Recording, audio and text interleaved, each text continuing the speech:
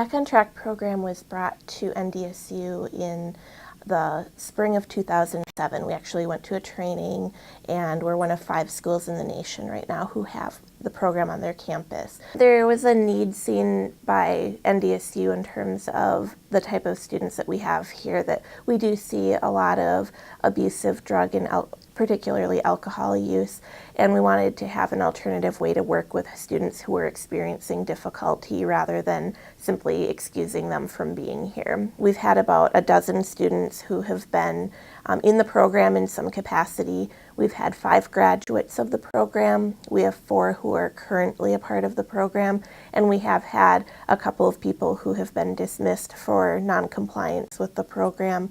We've also had people offered the program who chose not to accept it and decided to do their suspension instead. The student comes into the program, we explain that we typically expect for them to be in it for about a year.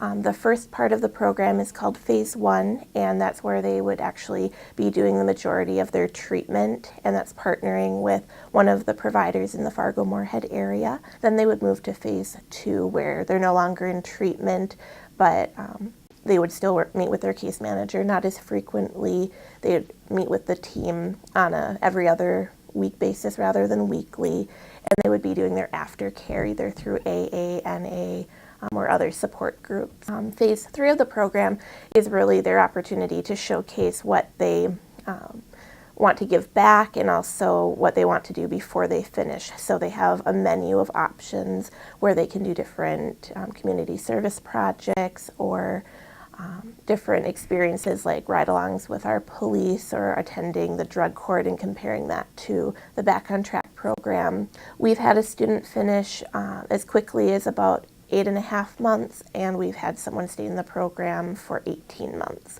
And so sometimes people do experience setbacks along the way in terms of being reduced by a phase because they have consumed or they've violated their contract in some way, and so then we hold them in the program longer.